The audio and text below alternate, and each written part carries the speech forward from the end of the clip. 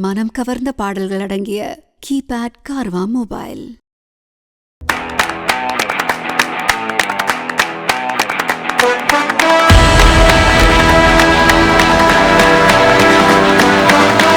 Saregama TV ஷோர்களுக்குமே ஒரு பெரிய வணக்கம். நான் தான் விஜய் ஸ்ரீவர்ஜா. யாருக்குமே இனிய பொங்கல் நல் வாழ்த்துக்கள். இந்த பொங்கலுக்கு ஒரு முக்கியமான விஷயம் என்ன அப்படின்னு பார்த்தீங்கன்னா, இந்த மாட்டு பொங்கல் ஸ்பெஷலாக நம்மளோட ஸ்டார்ஸ்லாம் என்ன சொல்றாங்க அப்படின்னு வாங்க கேட்கலாம்.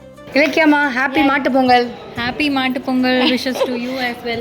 எஸ், நீங்கள் ஜல்லிக்கட்டுலாம் பார்த்துருக்கீங்க நேரில் போய் பார்த்ததுல நான் கண்டிப்பாக டிவியில் பார்த்துருக்கேன். ஓகே, ஒரு காலத்தில் வந்து காலை அடக்குனா தான் பொண்ணு கொடுப்பாங்க அப்படின்னாங்க. இதெல்லாம் இப்போ வச்சுருந்தா இன்னும் நல்லா சுவாரஸ்யமாக இருந்துச்சு. அப்போ உங்கள் ஹஸ்பண்ட் வந்து காலையில் அடக்குவாரா? அடக்கினா நல்லா இருக்கும். ஆனால் இப்போ கல்யாணம் ஆயிடுச்சு. நீவே இப்போ சொன்னால் யாரும் கேட்க மாட்டாங்க. என்ன சார் நீங்கள் அடக்காம விட்டுருவாங்க. என்ன சார் நீங்கள் அப்போ காலையை அடக்கி கல்லெல்லாம் எடுத்து போனீங்கன்னா செம்மையாக இருந்திருக்கும். ஓகே சரி, நீங்கள் வந்து இந்த ஜல்லிக்கட்டுலாம் பார்த்துருக்கீங்களா? பார்த்துருக்கேன், டிவியில் பார்த்துருக்கேன். நேரில் பார்த்துலையா? பார்க்கணும் ஆசை இருக்கா? இருக்கு, பட் ஆப்பர்ச்சுனிட்டி கிடைக்கல எனக்கு போகிறதுக்கு. மதுரையில் நடக்கும்ல அது, வாய்ப்பு கிடைக்கல எனக்கு. ஓகே, போகணுன்னு ஆசை இருக்கும். கண்டிப்பாக இருக்குது, பார்க்கணும்ல. சரி, ஃப்யூச்சர் லைக் இதுக்கு முன்னாடி வந்து காலை அடக்கினா தான் பொண்ணு அப்படின்னாங்க. மேபி உங்ககிட்ட சொல்லியிருந்தா அடக்கியிருப்பீங்களா? இல்லை, நான் அடங்கியிருப்பேன். அப்படியேப்பட்ட பொண்ணே வேணாம் அப்படின்ட்டு.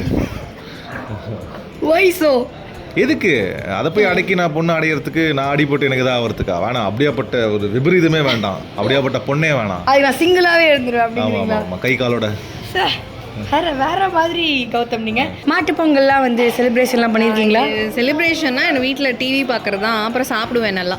ஜல்லிக்கட்டு பார்த்துருக்கீங்களா? போன வருஷம் வந்து நாங்கள் கிராமத்தில் போய் நல்லா செலிப்ரேட் பண்ணோம். மாட்டு வண்டியிலலாம் போயிட்டு வாஸ் என்ஜாயிங். ஜல்லிக்கட்டுலாம் பார்த்துருக்கீங்களா? இல்லை, டிவியில் நான் தான் நியூஸ் ரீடராக இருந்தேன்ல.